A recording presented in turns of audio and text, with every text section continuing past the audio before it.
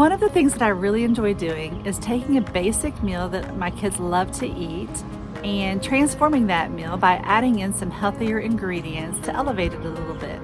Today we're going to talk about taking your own basic pancake mix or your own pancake recipe and elevating it by adding in ingredients to give it better protein and more nutrition.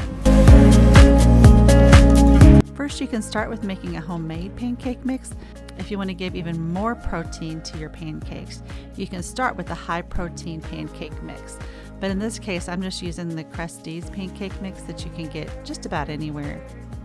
The quantity you want to add here is related to how much you want to make for your family.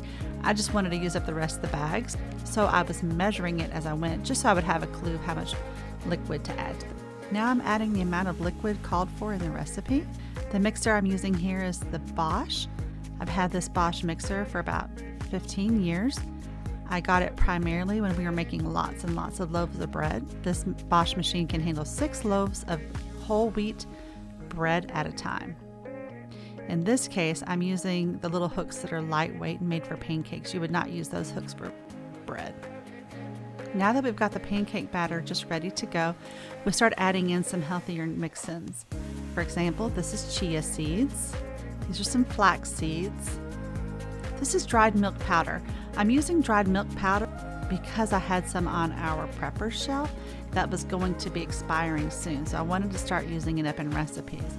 But if you don't have dried milk powder, you can just use your regular milk in place of water. Now we're adding in some eggs. After you're sure it's all blended up, then you can start measuring it onto a hot skillet. In this case, the skillet is heated to a temperature of 375 degrees. I think that would be a medium-high on a stovetop. If you need to put something on your surface, butter is a really nice tasting oil to put onto pancakes.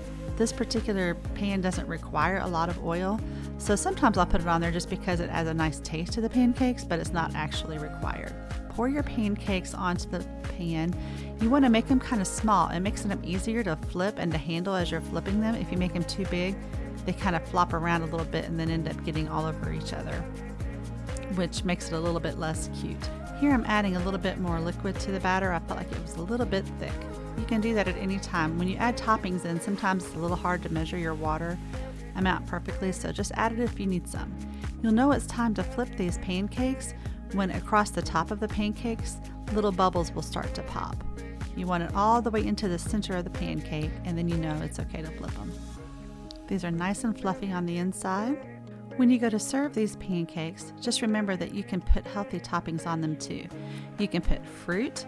You can just leave them plain and let the kids use them as you would bread, say for a peanut butter sandwich. You can add something like chia smash to them, which is a fruit product you can add to them. You can also use maple syrup, honey, butter, nuts, whatever you want to add to the top that either adds health benefits or that just makes it fun for the kids for breakfast. Here's the final product. I hope you enjoy.